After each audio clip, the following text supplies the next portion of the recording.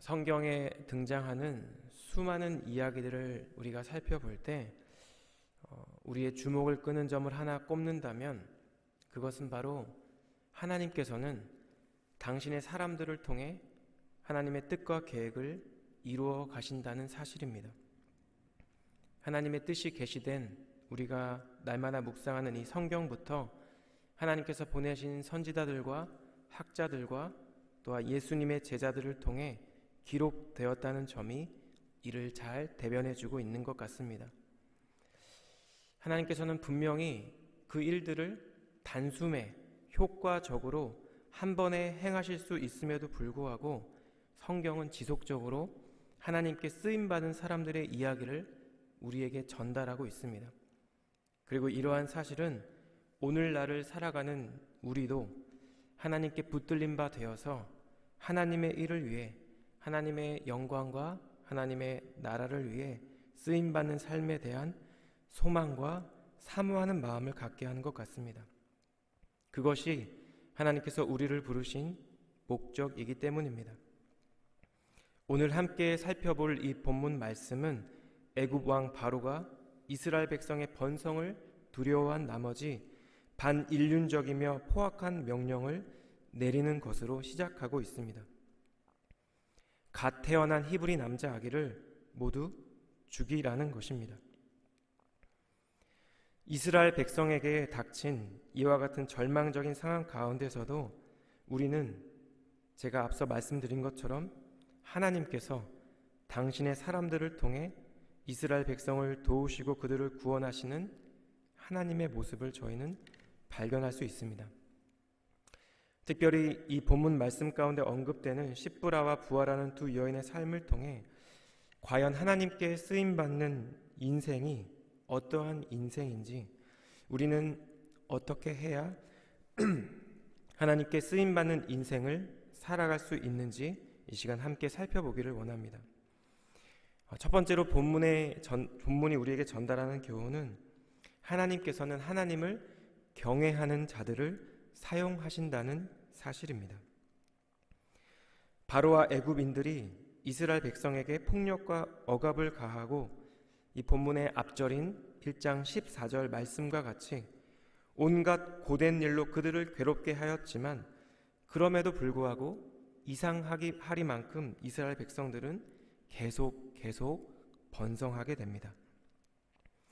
이렇게 이스라엘 백성들이 번성해 갈수록 이들을 향한 바로와 애굽인들의 번민과 두려운 마음과 경계하는 마음은 시간이 갈수록 점차 커져만 갔을 것입니다. 자신들의 계책이 전혀 효과가 없자 이들은 마침내 사람의 도리와 정의를 훨씬 벗어난 반인륜적인 계획을 실행에 옮기게 됩니다.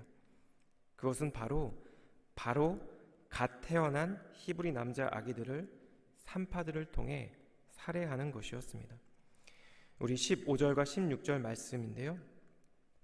애굽 왕이 히브리 산파 십부라라 하는 사람과 부하라 하는 사람에게 말하여 이르되 너희는 히브리 여인을 위하여 해산을 도울 때에 그 자리를 살펴서 아들이거든 그를 죽이고 딸이거든 살려두라. 애굽 왕이 히브리 산파 십부라와 부하라는 이 사람들을 불러서 자신의 이 반인륜적이고 잔인한 일을 명령합니다. 당시 고센 땅에는 약 200만 명에 달하는 이스라엘 사람들이 살고 있었을 것입니다. 따라서 아마도 이 두 사람을 제외하고도 수많은 산파들이 존재했을 것입니다. 따라서 십부라와 부하라는 이 사람들은 왕의 명령을 전달받고 다른 산파들에게 전달하는 그런 책임자의 위치에 있는 사람으로 우리는 생각할 수 있습니다. 왕은 이들에게 너희는 히브리 여인을 위하여 해산을 도울 때에 그 자리를 살펴 아들이거든 그를 죽이고 딸이거든 살려두라는 엄중한 명령을 내립니다. 여기서 흥미로운 사실이 하나 있는데요. 죽이고에 해당하는 히브리어가 죽다, 죽임을 당하다라는 뜻이 있는 무트라는 히브리어 단어라고 합니다. 그런데 이 본문에서는 이 단어가 죽도록 만들다라는 뉘앙스를 전달하고 있습니다. 그러니까 갓 태어난 신생아가 안정을 찾도록 하기 위해 혹은 신생아의 호흡을 돕기 위해 어떠한 필요한 조치를 취하지 않음으로써 소극적인 행위를 통해 죽게 한다는 의미를 갖고 있는 것입니다.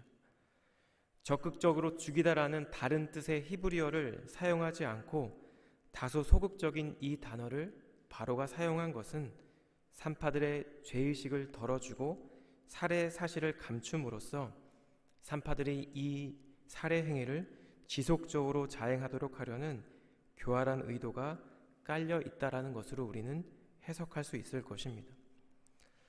뿐만 아니라 당시 고대 근동 사회에서 여성들은 사회적으로 부차적인 인물이자 다소 수동적인 위치에 있던 사람들이었습니다.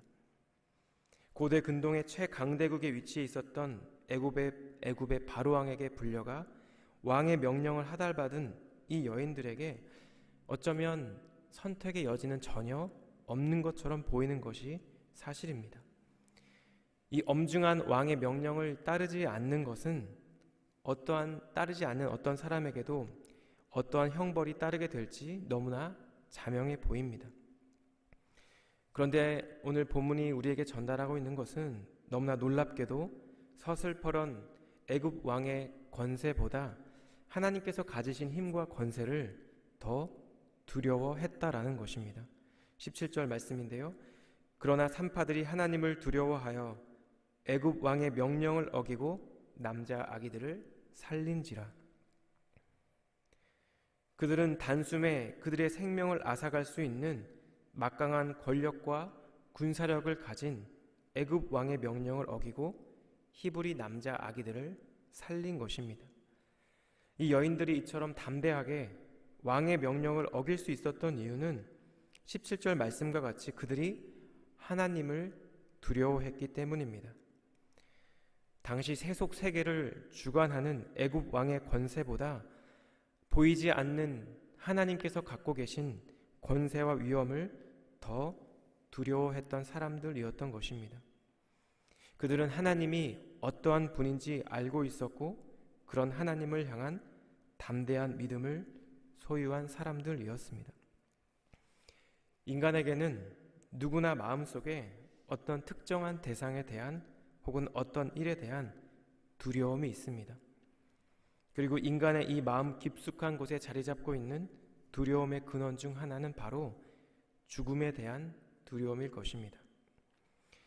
우리가 싱글일 때는 그나마 조금 담대할 수 있는 것 같은데 결혼을 하고 가정을 이루면 저는 개인적으로 이 두려움이 조금 더 커지는 것 같습니다. 그리고 우리에게 자녀가 생기고 가장으로서 혹은 부모로서의 삶의 자리에 서 있게 되면 우리는 하나님께서 부르시면 언제든지 떠나야 한다는 사실보다는 먼저 죽으면 어떡하지라는 이 죽음에 대한 두려움을 안고 살아갈 때가 더 많아 보이기도 합니다. 그런데 여러분, 만약 이러한 죽음이 두려웠다면 19세기 말에 전 세계 수많은 선교사들을 배출해낸 학생 자원운동은 일어나지 않았을 것입니다. 이를 통해 하나님 나라에 헌신했던 수많은 선교사들이 하나님보다 이 세상을 두려워했다면 혹은 자신의 목숨과 가족들의 목숨을 더 소중히 여겼다면 당시 태평양 저 끝에 있는 조선이라는 땅에 어느 누구도 오지 않았을 것입니다. 우리에게 전해진 이 복음이 때로는 죽음의 두려움을 내려놓고 하나님의 명령을 거룩하게 지키며 그 하나님을 경외함으로 그래서 하나님께 쓰임받은 누군가의 헌신과 수고의 열매라는 사실을 우리는 기억해야 할 것입니다. 본문의 말씀 가운데 하나님을 경외함으로 하나님의 선하신 뜻과 계획 가운데 하나님께 존귀하게 쓰임받았던 찌브라와 부하 이 두 여인처럼 우리의 인생이 그리고 우리의 일상이 이 세상이 아닌 하나님을 경외함으로 전능하신 그 하나님께 쓰임받는 복된 삶이 되기를 우리 주님 이름으로 축복합니다. 두 번째로 우리는 이 본문의 말씀을 통해 지혜롭게 말하고 행하는 자를 하나님께서 사용하신다는 것을 우리는 깨달을 수 있습니다. 히브리 남자 아이들이 계속해서 태어나고 살아있다라는 사실을 보고받은 바로는 산파들을 호출하는데요. 18절 말씀에 너희가 어찌하여 이같이 남자 아기들을 살렸느냐라고 그들을 추궁하고 있습니다. 만약 이들이 의도적으로 왕의 명령을 어겼다라는 사실이 발각되면 이들은 어쩌면 그 자리에서 사형에 처해질지도 모르는 그런 위기의 순간이 이들에게 오고만 것입니다. 포악한 왕의 명령에도 불구하고 하나님을 경외함으로 하나님의 백성을 살리는 선택을 했던 이 여인들은 그들의 담대한 믿음만큼이나 아주 지혜로운 사람들이었습니다. 19절 말씀인데요.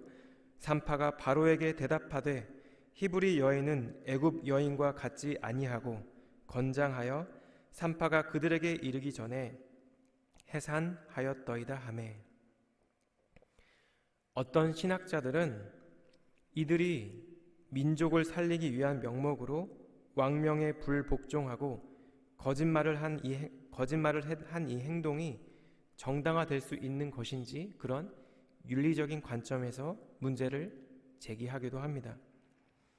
하지만 이런 관점으로 본문을 해석하는 것은 이 지금 본문이 우리에게 전달하고 있는 핵심적인 내용을 놓치는 오류를 범하게 되는 것입니다. 왜냐하면 바로 이어지는 20절 말씀에서 산파들이 바로에게 히브리 여인들은 건장해서 우리가 그들에게 미쳐 도달하기 전에 해산한다라고 말한 이 결과로 하나님께서 은혜를 베푸셨다라는 것이 기록되어 있기 때문입니다. 이는 산파들의 변명이 단지 자신들의 유익을 위한, 자신들의 목숨을 부지하기 위한 거짓말로 치부되는 것이 아니라 하나님께서 친히 은혜를 베푸실 만큼 선한 의도를 갖고 있다라는 것을 우리에게 확증해 주고 있는 것입니다. 산파들은 바로에게 자신들을 통해 히브리 여인이 낳은 남아들을 죽이는 것은 비효율적이며 불가능하다는 사실을 지금 설득하고 있는 것입니다. 이를 통해 유아 살해 정책을 포기하게 만들고 더 나아가 이스라엘 백성들을 보호하고자 했던 것입니다. 그리고 하나님께서는 이들의 이러한 생각과 의도를 선하게 여겨주셨다라는 것입니다. 20절과 21절 말씀인데요. 하나님이 그 산파들에게 은혜를 베푸시니 그 백성은 번성하고 매우 강해지니라. 그 산파들은 하나님을 경외하였으므로 하나님이 그들의 집안을 흥왕하게 하신지라. 이처럼 하나님께서 산파들에게 은혜를 베푸셨을 때 먼저 나타난 현상은 이스라엘 백성이 번성하고 강해지는 것이었으며 그리고 나서 산파들의 집안을 흥왕하게 하는 것이었습니다. 그들이 하나님을 경외했기 때문입니다. 우리는 한 사람의 순종이 본인뿐만 아니라 그가 속한 공동체에도 복의 열매를 맺게 한다는 분명한 사실을 이 본문을 통해 발견할 수 있습니다. 애굽의 백성들에게 이제는 히브리 남자 아기가 태어나면 나일강에 던져 죽이라고 공표하는 애굽 왕의 모습을 통해 우리는 세속적 대상에 대한 두려움이 이렇게 끔찍한 죄로 이어진다는 사실을 깨닫게 됩니다. 더불어 십브라와 부하처럼 하나님을 향한 두려움은 생명을 살리는 참된 복으로 이어진다는 사실 또한 우리는 깨달을 수 있습니다. 그렇다면 우리에게는 이렇게 하나님께 쓰임받고자 하는 그런 소원하는 마음, 소망하는 마음이 있을 텐데요. 십브라와 부하처럼 하나님께 쓰임받는 인생이 되기 위해 이렇게 생명을 살리는 복의 통로가 되기 위해 우리에게 갖추어져야 할 이 지혜를 우리는 어떻게 얻을 수 있을까요? 이 사도 바울이 에베소 교회에 보낸 그의 서신에서 지혜와 계시의 영을 주시는 분이 바로 하나님이라는 사실을 분명하게 선언하고 있는데요. 에베소서 1장 17절 말씀입니다. 우리 주 예수 그리스도의 하나님 영광의 아버지께서 지혜와 계시의 영을 너희에게 주사 하나님을 알게 하시고. 즉 바울은 지금 육신에 속해 있던 우리가 영이신 하나님의 존재를 인식하고 하나님을 알아갈 수 있는 이 모든 것이 하나님께서 우리에게 주신 지혜와 계시의 영을 통해서라는 분명한 사실을 우리에게 또 에베소 교회 성도들에게 전달하고 있는 것입니다. 지혜는 하나님께로부터 나온다는 사실을 바울은 지금 선언하고 있습니다. 그런데 더 놀라운 사실은 하나님으로부터 오는 이 지혜를 하나님은 우리에게 후하게 넘치도록 주기 원하신다는 사실입니다. 야고보서 1장 5절의 말씀입니다. 너희 중에 누구든지 지혜가 부족하거든 모든 사람에게 후히 주시고 꾸짖지 아니하시는 하나님께 구하라. 그리하면 주시리라. 이것이 바로 우리 모두를 향한 하나님의 마음과 뜻인 줄 믿습니다. 마치 부모가 자녀에게 좋은 것이라면 무엇이든지 넘치도록 주기 원하듯 하나님은 우리에게 하나님의 지혜를 부어주기를 원하신다는 분이라는 것입니다. 주님께서 주시는 지혜로 하나님께 쓰임받는 인생, 하나님의 선하신 뜻과 계획을 이루어 드리며 하나님의 영광을 드러내기를 하나님께서도 원하고 계신다는 것입니다. 우리 안에 오직 하나님만이 주시는 그 풍성한 지혜를 소망함으로 주님께 간절히 구할 때 우리의 아버지 되시는 하나님께서는 분명히 꾸짖지도 아니하시고 넘치도록 하늘의 지혜를 부어주실 것입니다. 그러한 주님을 바라보며 신실하고 지혜 있는 말과 행동을 통해 하나님께 쓰임받는 우리 공동체 또 우리 각 성도님들의 삶이 되기를 우리 주님 이름으로 축복합니다. 우리의 말과 행동이 낙심하고 절망 가운데 있는 한 영혼에게 하나님의 위로와 격려의 손과 발이 되기를 우리 주님 이름으로 축복합니다. 주님께서 오늘도 우리에게 새로운 하루를 허락해 주셨습니다. 그리고 오늘 하루에 살아갈 말씀을 저희 모두에게 허락해 주셨습니다. 하나님을 경외하는 마음, 그리고 하나님이 주시는 그 풍성한 지혜로 충만한 우리 모두의 오늘 하루의 삶을 통해 사랑하는 우리 하늘의 교회 공동체를 통해 이 세상을 살리고 생명의 복음을 전하는 이 귀한 일들이 우리의 삶 가운데 지속적으로 이루어지게 되기를 우리 주님 이름으로 간절히 축복합니다. 기도하겠습니다.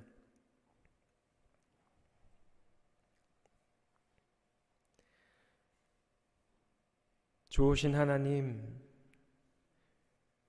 오늘도 우리에게 새로운 하루, 새로운 생명, 또 귀한 말씀 허락해 주심에 감사를 드립니다. 성경에 이름이 기록된 이 십부라와 부하라는 두 여인의 삶을 통해 하나님 앞에서 존귀하게 쓰임받는 사람의 인생을 깨닫게 하시니 또한 감사를 드립니다. 하나님 말씀을 살펴보며 먼저 우리에게 하나님 경외하는 마음과 하늘의 지혜를 구하는 마음이 없었음을 고백합니다. 주님, 우리 모두에게 겸손한 마음, 주님을 두려워하고 주님을 경외하는 마음을 구할 수 있는 마음을 허락하여 주시옵소서. 하늘의 지혜를 우리에게 더욱더 부어주셔서 우리의 말과 행동을 통해 하나님의 격려와 위로가 필요한 사람들에게 하늘의 복을 전하고 생명의 복음을 전하는 저희 모두가 될 수 있도록 하나님 은혜를 더하여 주시옵소서. 주님, 그래서 오늘 우리에게 주어진 이 귀한 하루의 삶이 하나님 앞에서 쓰임받는 존귀한 삶이 되기를 원합니다. 주님의 복음을 전하는 귀한 삶의 여정이 되기를 원합니다.